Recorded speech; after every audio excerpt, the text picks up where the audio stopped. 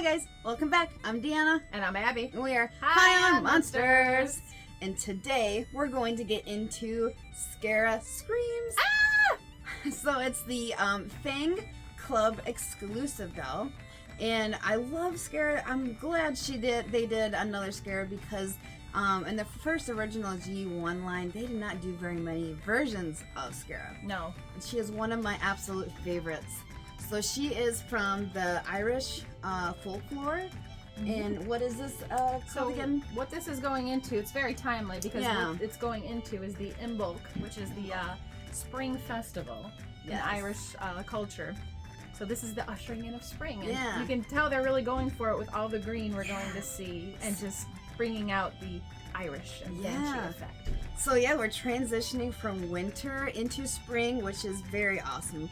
I love this transition into that. So looking at the box first, it's a beautiful box. They did a very well job at designing the box and displaying her in there, so you can see all the little details in there. And then also on the back here, they get into a little bit of the Irish folklore, which is really cool. So it's really cool to learn about what this specific one is. Because like in Ireland, all the folklores are all female. Yeah, the banshees are all female. Yeah, the banshees. So very interesting. Cool. Banshees are female ghosts that scream, this wailing scream.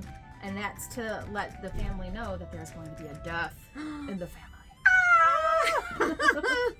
All right, well, let's get into this beautiful doll, starting with I would say maybe the headband and veil. Yes, it is gorgeous. So this veil is super cool. It's very lacy, intricate, and also like in the back here, I'll turn it just so you can see that there's ties in here, so you can like open it up if you want to make it look really billowy or anything. Otherwise, it's got like a nice poof right here connected to this beautiful silver headband there.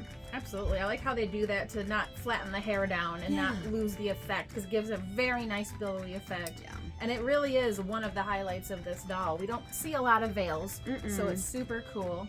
A very intricate headband on top, worked with some Celtic knots, and featured with a head with almost like a keyhole inscription in it. Yes. Which is super, super cool. Super cool. And then getting into the earrings, I love these earrings. It's a screaming banshee, so you can see like her big mouth open, and she's like full of screams, and it's super cool. Like you can't like tell unless you really look into it, so you gotta look a lot close to it. Make sure you're getting super into these details on this doll.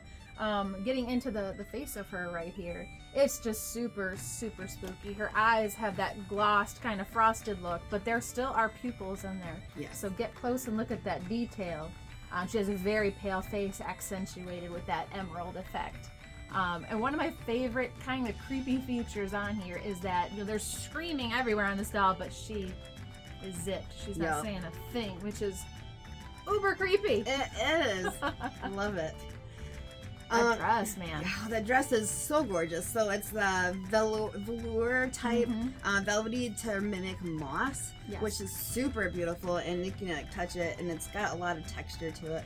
And then it's got like the screaming banshee and the Celtic knots design work into the embroidery. Absolutely, and there's mouths screaming in there, and nice beautiful sheer sleeves, which I love. Yeah. So what they do is they pay homage to the Irish folklore, but they also pay homage to her herself, because this is very 60s mod style Very dress. 60s. I love it. Which is just gorgeous. I love it.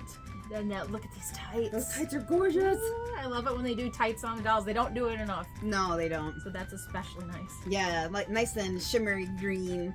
And then getting into these shoes, these shoes are very unique, which is amazing. So she has like this